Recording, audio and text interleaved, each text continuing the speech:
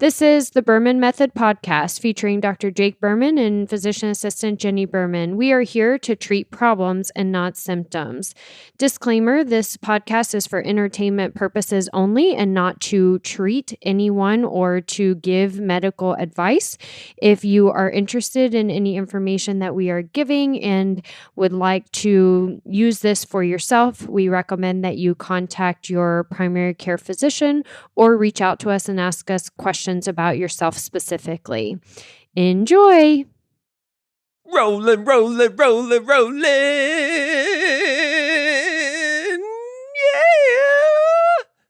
Oh boy. Hope everybody had their volume turned way up for that. The Berman Method podcast, where we're focusing on treating problems and not symptoms. I'm Dr. Jake Berman with my co-host, Jenni Berman, physician assistant. That was intense, wasn't it? It was.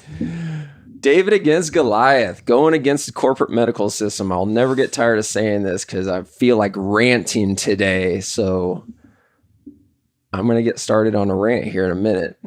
Okay. I do have a comment about that actually in a book that I'm reading. About my ranting? Well, your ranting could go on with what I'm about to say. Okay, so do you want to say first and then I rant? Yeah, so I'm reading a book called Fiber Fueled, and he actually comments... Hold on. Fiber. Fueled. Fueled. Okay. Mm-hmm. Yeah, so we can talk about that on a different podcast, how important fiber is for our body for more than just your bowel movements. But anyway, he actually commented on physicians and mid-level providers getting charged by insurance companies to talk about preventative care and nutrition. What? Insurance companies, like essentially the providers are paying to spend time to talk about preventative care and nutrition because insurance doesn't reimburse for it. And because of overhead, essentially, we are actually... And the way the medical world is today in the United States with insurance companies, providers in in-network clinics actually end up losing money to talk about nutrition. Yeah, that's the right way to say it. You're not paying, you're actually just not making. Well, he considers it paying because we're still paying to have the practice and we're still paying, overhead and all that. Yeah.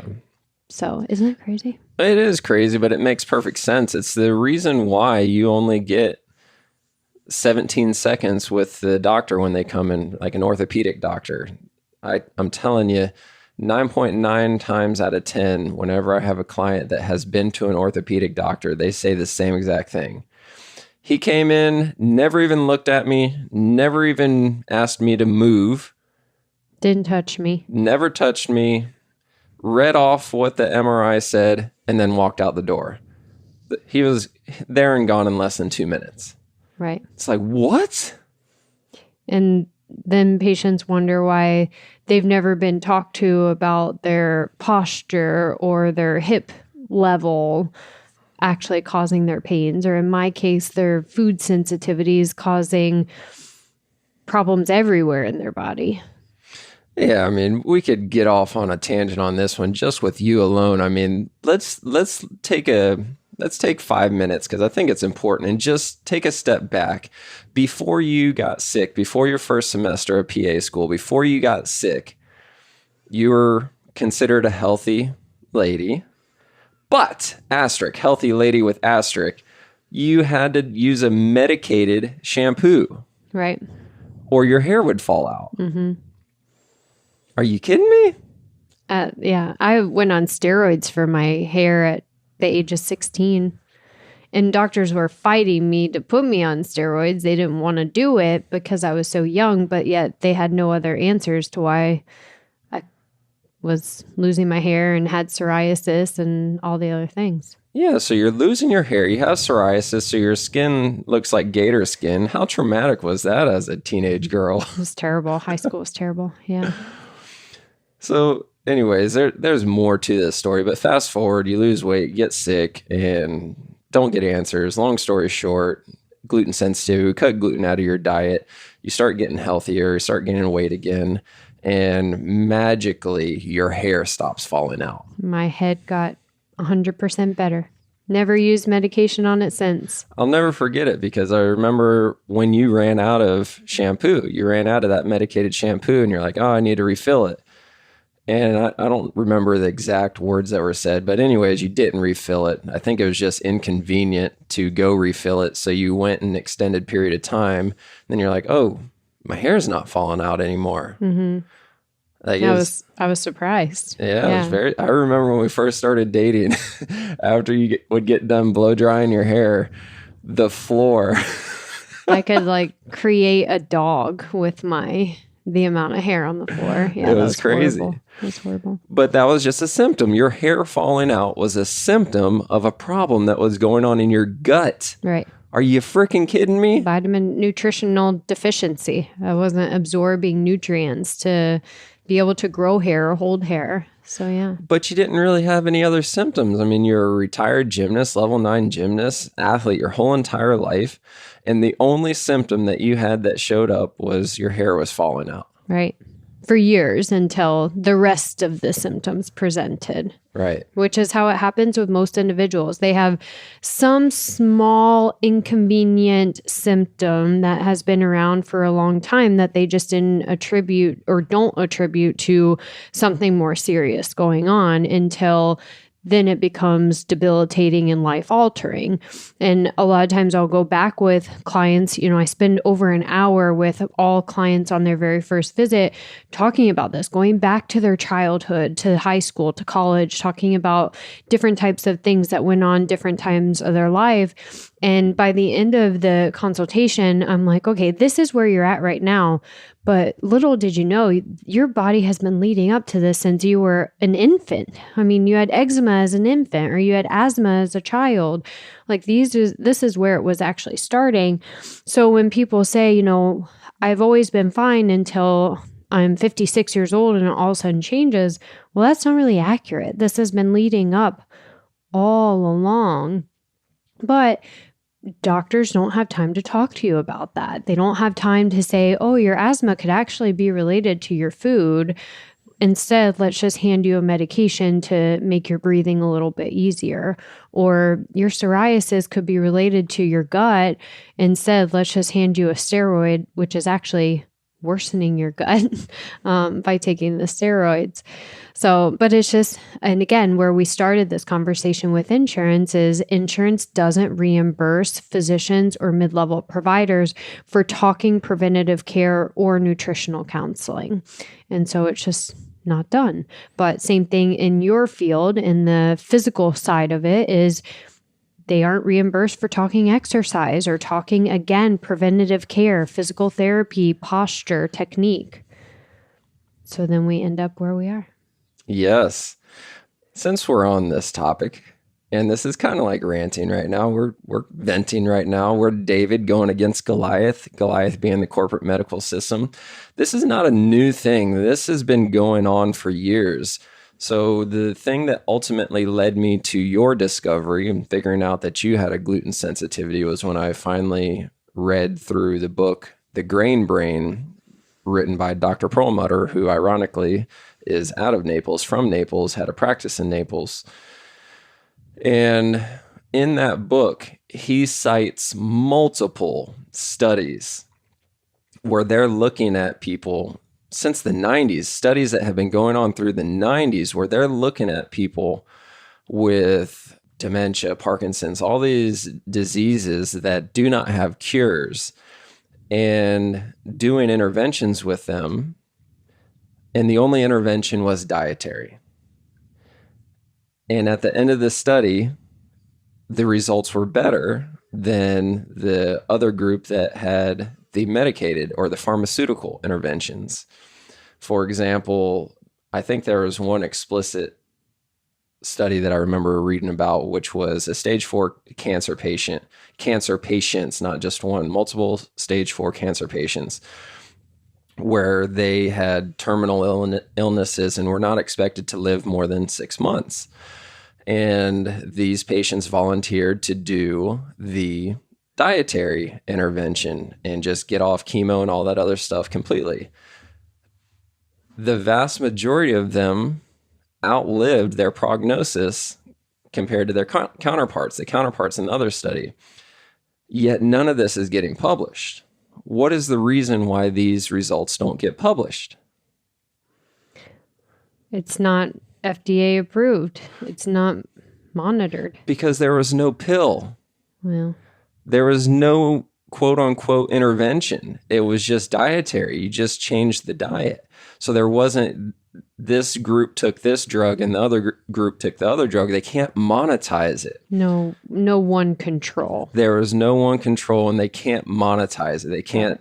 The FDA cannot monetize changing your diet. The FDA or the pharmaceutical companies cannot monetize changing your diet. So there's multiple studies. I mean, this has been going on, like I said, since the 90s. And these are quality studies that cannot get published, cannot get any recognition because there was no quote unquote medication that caused the positive outcome. Mm-hmm. So that should piss everybody off listening to this. And that's the reason why we're making this podcast, is because we're trying to say you don't need something that was made up in a lab, some pharmaceutical chemistry concoction where they're spending billions to make trillions. Right. So anyways, what were we even planning on talking about? Yeah, we weren't planning to go on that long of a tangent about this, but here we are. I know what I wanted to talk about today is the daggum injections. Man, I'm really fired up right now because I've gotten multiple people over the past few weeks, specifically for knee pain, one for shoulder pain, but multiple for knee pain, where they chose not to come to us because simultaneously they were going to the orthopedic physician and they all got a cortisone injection. And all of them said their pain was fixed.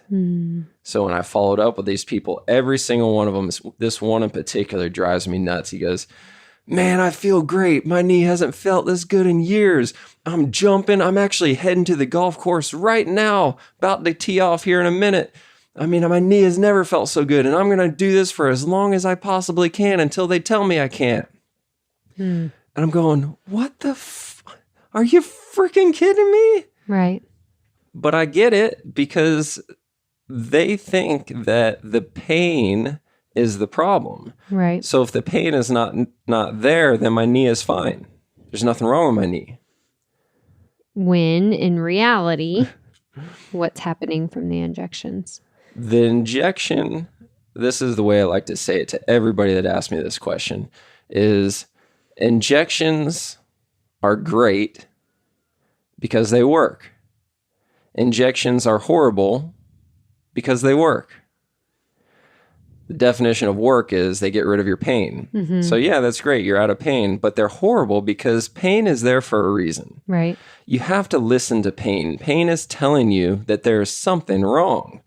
So you don't just want to get rid of the pain. You want to figure out why the pain is there to begin with. Right. Because it's getting rid of the pain. Let's talk about what the injection is. Injections most commonly are cortisone, which is a steroid. Yeah. The point of steroids is to reduce inflammation and to avoid or take away the pain perception or receptors in the area. Right. So when they inject into a joint, yes, it decreases inflammation of the joint and stops the pain receptors from responding. So you're not actually having pain, but it's not fixing what is causing the inflammation in the first place. So the actual pathology or cause of the pain is still occurring in the background. So damage is still continuing to happen. But because there's no pain receptor at this point or inflammatory response in that particular area, you're not feeling the damage continuing to happen. Correct. So it's no different from the analogy of your wheel bearing going out on your car. So one of your car, the tire spins on a wheel bearing. That's why metal can turn on metal, is because there's a bearing there. When the wheel bearing goes bad, it starts to make a noise. It starts to squeak. What you should do is immediately go to the mechanic, drop off the car so they can replace the wheel bearing. However, what you could do is you can take out some WD-40 and spray it on the wheel bearing, and the squeaky noise will immediately go away. Like instantaneously, the squeaking is gone. And then it's like, oh, great. Let's keep driving down the road. And you can do this repetitively because eventually that WD-40 will wear out and the wheel bearing will start squeaking again. You can pull over, spray it again, the squeak goes away until eventually your tire literally falls off your car. Right. That's the same thing that's happening to your joints when you're getting injections, especially in the knee joint. I mean, the knee, oh my God, you put some cortisone in the knee, then you go and you do things that you wouldn't normally do because you don't have the pain response anymore. You're accelerating the rate at which you're breaking down your knee joint. So then you have to, then people wonder why they have to have a knee replacement, or even worse, they think it's inevitable because the surgeon says you're going to need a knee replacement, but let's put it off for as long as you possibly can.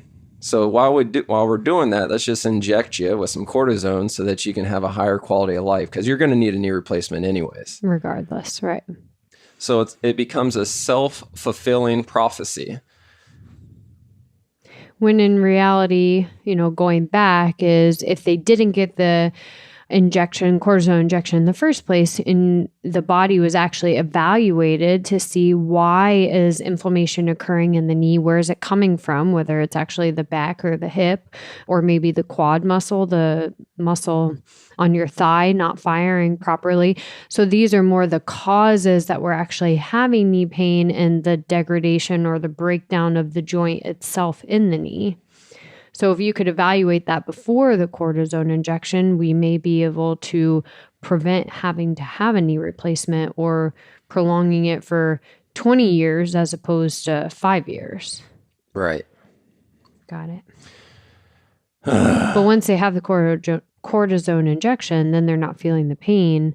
You could probably still evaluate because they're still going to have weakness, a lot of weakness. So you can still probably figure out where the pain was coming up from initially by evaluating the weakness or differences in the sides. I'm glad you said that, because that is a common objection we get to having people come in, where people will call when they're flared up and in pain.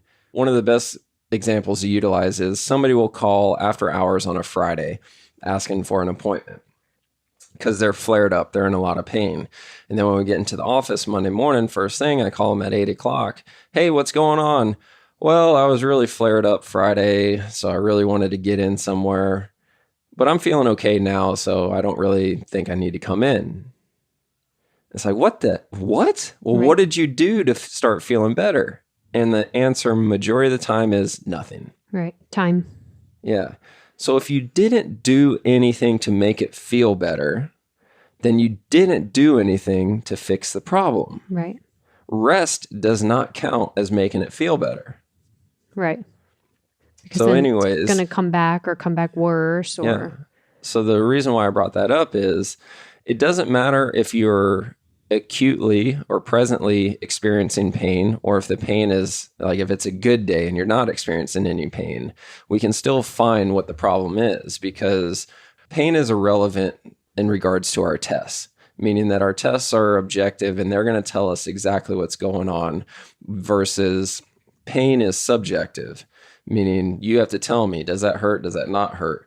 Where when we're doing our tests, I don't care if you feel pain or not. I care what your body is telling me. Is this muscle firing? Is it not firing? Is it weak? Is it strong? Is this joint moving the way that it should be moving, or is it not? Those are independent of pain. And those are the things that tell me this is the reason why you have pain. Right. Right. All so right. To kind of recap some of these points, you don't need to be in acute pain to be able to be evaluated with objective findings, special tests, looking at muscles, joints, ligaments, tendons.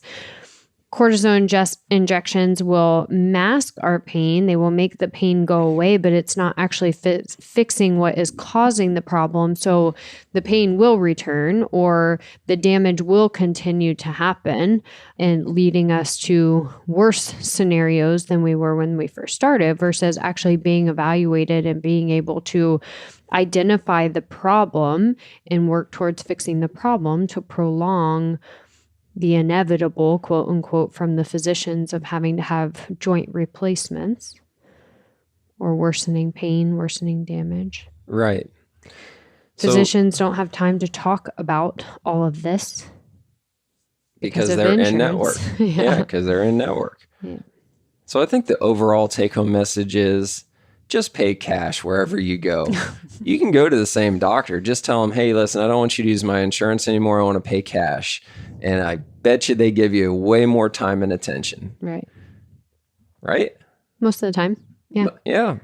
I mean, unless you're in like a hospital system, it'll never happen in a hospital system. But if you're going to a mom and pop doctor, just tell them, try it one time. Hey, can I get a little bit more attention if I just pay cash? Mm-hmm. Like, how much is your health worth to you? Do you really want to jeopardize your health just because insurance pays for it? Mm-hmm. You know what the funny thing about this is? So many people, actually, let me say it this way. There's a lot of people that have a major issue paying out of their pocket for healthcare services. But these are the same exact people that will drive up to the Mercedes or the BMW place and say, give me all the bells and whistles and not even think twice about it and get into this car that is top of the line. And it's like, what? Right. Like you're going to spend, write a blank check for this car, but you're not going to write a blank check for your health that gives you the ability to get in and out of the car? Right. To be able to drive the car. Are you freaking kidding me? So ass backwards. Mm-hmm. Oh my gosh, my blood pressure is through the roof right now. Calm down. Actually, it's not because we're recording this a couple of days in advance. We're actually in Kansas right now. That's true. Right? On the day this is coming out. Yep. So we are actually in a tree stand right now. Yes. With Stella. Stella's not in the tree stand. But she's going. She's on the trip. Yeah. Yeah. So hopefully we see something. This is a little bit different time of year. We usually don't go in September because it's usually too hot. However, we're switching it up this year. We usually go in November. So we'll see what happens. Yes. We will follow up on it. Yeah. Next podcast. Maybe. Yeah. Cool. Anything else? I think that's it for today. That's it? Yeah. Make sure you take care of your health.